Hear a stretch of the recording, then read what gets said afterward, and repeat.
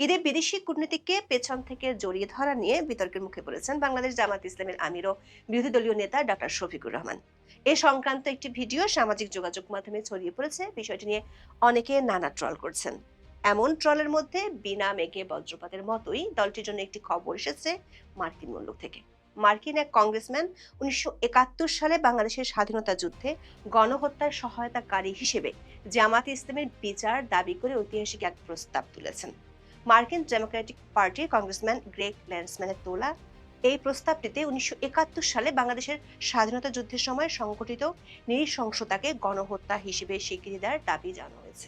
সেই সাথে জামাত ইসলামীকে সেই অপরাধের জন্য দায়ী করে বিচারের মুখোমুখি করার আহ্বান জানানো হয়েছে। 21শে মার্চ মার্কিন পার্লামেন্টের নিম্নকক্ষ হাউস অব রিপ্রেজেন্টেটিভসে প্রস্তাবটি তোলেন ডেমোক্রেটিক পার্টির কংগ্রেসম্যান গ্রেগ ল্যান্সম্যান। প্রশ্ন হলো, বাংলাদেশের ত্রয়োদশ জাতীয় সংসদ নির্বাচনে এক নম্বর বিরোধী দল হওয়ার পরপরই কেন মার্কিন পার্লামেন্টে জামাতের বিরুদ্ধে এমন ঐতিহাসিক প্রস্তাব তোলা হলো? এটি কি শুধু একটি প্রস্তাব, নাকি এর পেছনে দক্ষিণ এশিয়ার ভূ রাজনীতির কোনো সম্পর্ক আছে? এই ধরনের প্রস্তাবের পরিণতি ও গুরুত্ব কি? বিশেষ করে অতীতে বিশ্বের আর কোনো দেশের রাজনৈতিক দলগুলোর বিরুদ্ধে এমন প্রস্তাব আনা হয়েছিল কি না, যার কারণে ওই দলগুলো বেকায়দায় পড়েছিল? বিস্তারিত জানতে চলুন যাওয়া যাক বিশ্লেষণে।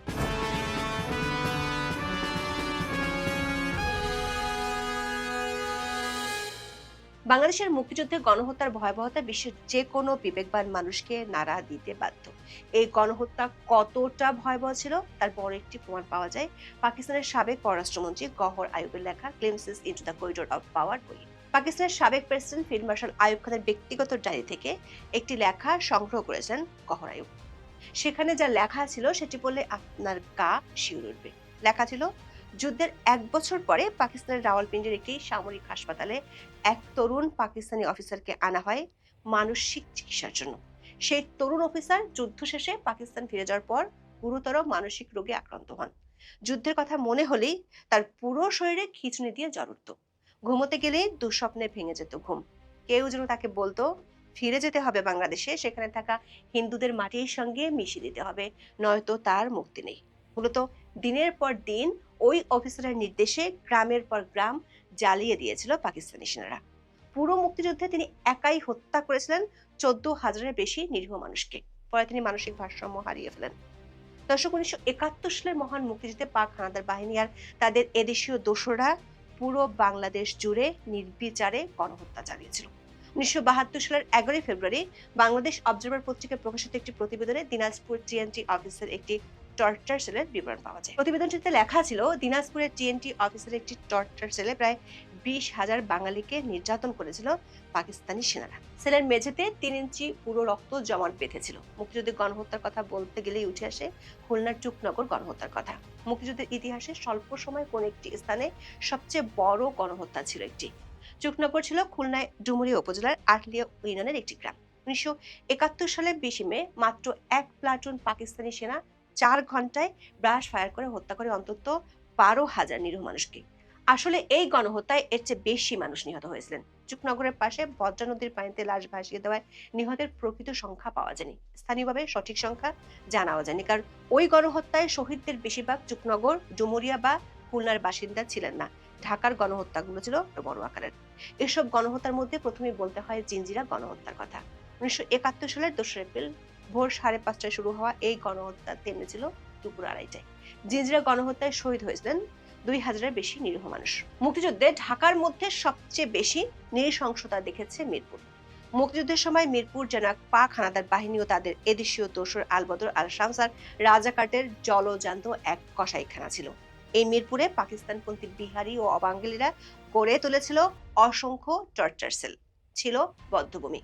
মিরপুরে বধ্যভূমি ছিল 23টি। এর মধ্যে সবচেয়ে ভয়াবহ ছিল শিয়ালবাড়ি বধ্যভূমি। এই জঙ্গলে হাজার হাজার মানুষকে কুপিয়ে হত্যা করা হয়। বর্তমানে প্রাথমিক ও গণশিক্ষা ভবন থেকে কমার্স কলেজ যেতে যে কালভার্টটি পড়ে, সেখানে স্বাধীনতার পরে পাওয়া গিয়েছিল 60 বস্তা মাথার পুরি। মুক্তিযুদ্ধের সময় পাকিস্তানি বাহিনীর চালানো এসব হত্যাযজ্ঞকে গণহত্যা হিসেবে মূল্যায়ন করার একটি প্রস্তাব উঠেছে মার্কিন কংগ্রেসে। শুক্রবার পার্লামেন্টের নিম্নকক্ষ হাউস অব রিপ্রেজেন্টেটিভসে প্রস্তাবটি তোলেন ডেমোক্রেটিক পার্টির কংগ্রেসম্যান গ্রেগ ল্যান্সম্যান। ওয়াহিও থেকে নির্বাচিত এই আইন প্রণেতা তার প্রস্তাবে বলেছেন, হত্যাযজ্ঞে সহায়তা করার জন্য জামাত ইসলামীকে বিচারের মুখোমুখি করতে হবে। তিনি বাংলাদেশের ধর্মীয় সংখ্যালঘুদের সুরক্ষা নিশ্চিত করার আহ্বান জানিয়েছেন। দেখে আসি সেই প্রস্তাবে কি বলা হয়েছে। প্রস্তাবে বলা হয়েছে 1947 সালের আগস্টে ভারত ব্রিটিশ শাসনের অবসান ঘটে। ভারত ও পাকিস্তান নামে দুটি স্বাধীন সার্বভৌম রাষ্ট্র গঠিত হয়েছিল।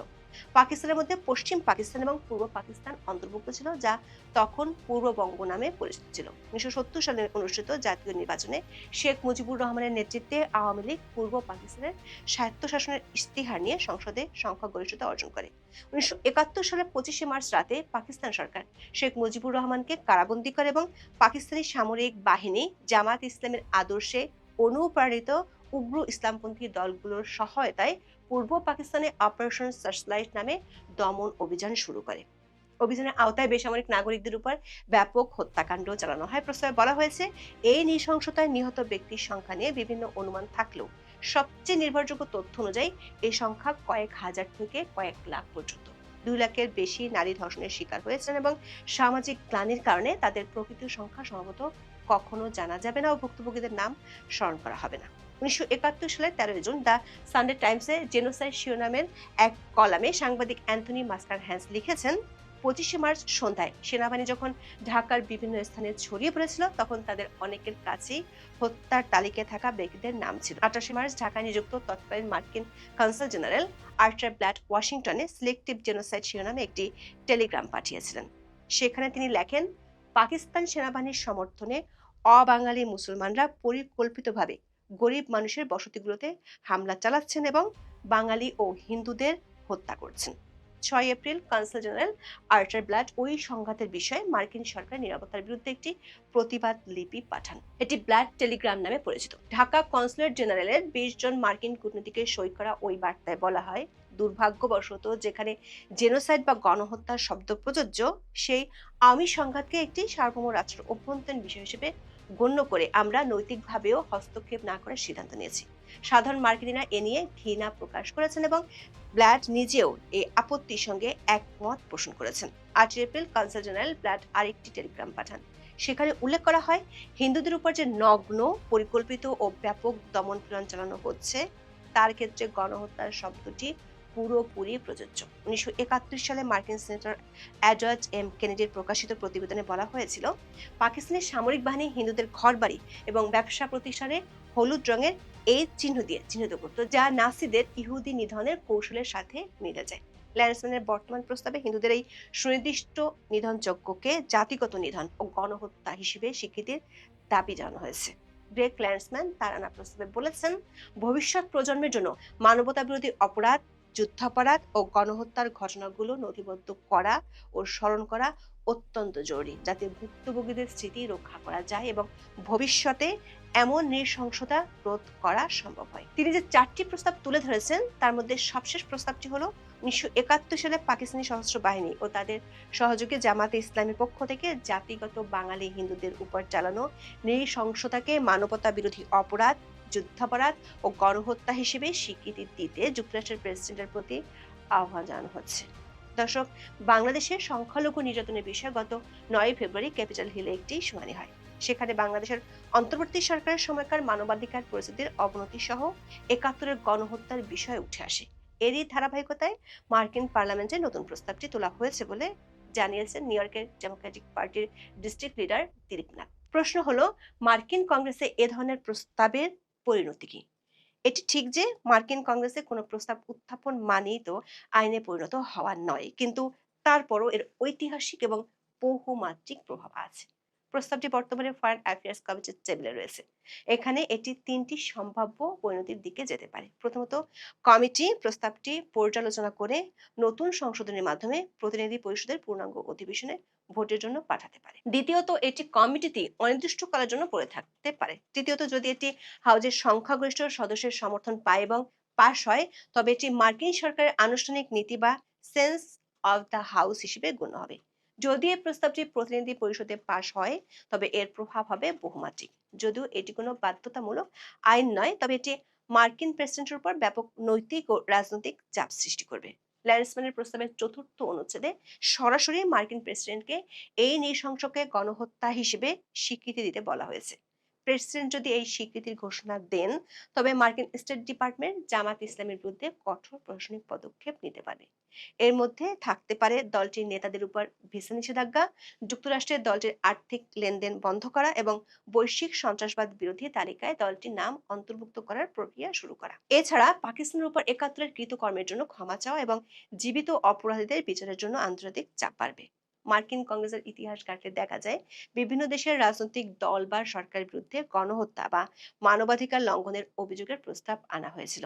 90 দশকের শেষের দিকে মার্কিন কংগ্রেসে কম্বোডিয়ার খেমার রুস নেতাদের বিচারের জন্য ট্রাইব্যুনাল গঠনের সমর্থন দিয়ে প্রস্তাব পাশ করা হয়। এটি পরবর্তীকালে কম্বোডিয়ার আন্তর্জাতিক ট্রাইব্যুনাল গঠনে বড় ভূমিকা রাখে। রুয়ান্ডার গণহত্যায় 25 বছর পূর্তিতে 2019 সালে মার্কিন সেনেটে একটি প্রস্তাব আনা হয়েছিল।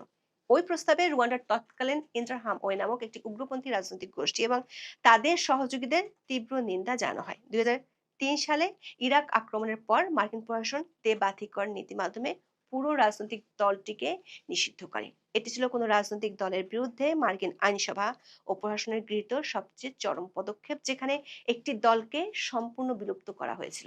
দর্শক, বাংলাদেশের জামাত ইসলামের বিরুদ্ধে এটি প্রথম কোনো আন্তর্জাতিক প্রস্তাব নয়। বিভিন্ন সময় পশ্চিমা বিশ্বের বিভিন্ন সংস্থায় এই দলটির কর্মকাণ্ড নিয়ে উদ্বেগ জানানো হয়েছিল। 2019 সালে রিপাবলিকান কংগ্রেসম্যান জিম ব্যাংকস মার্কিন হাউজে একটি প্রস্তাব পেশ করেছিলেন। সেখানে জামাত ইসলামীকে দক্ষিণ এশিয়ার স্থিতিশীলতার জন্য হুমকি হিসেবে বর্ণনা করে মার্কিন সরকারকে তাদের সাথে সব সম্পর্ক ছিন্ন করার আহ্বান জানানো হয়েছিল। সেই প্রস্তাবে জামাতের ছাত্র সংগঠন ইসলামের ছাত্র শিবিরের সহিংস কর্মকাণ্ডের বিস্তারিত বিবরণ দেওয়া হয়েছে। এরপর 2022 সালে স্টিভ চ্যাবট এবং রো খান্না বাংলাদেশের গণহত্যার স্বীকৃতির জন্য রেজুলেশন 1430 আনেন।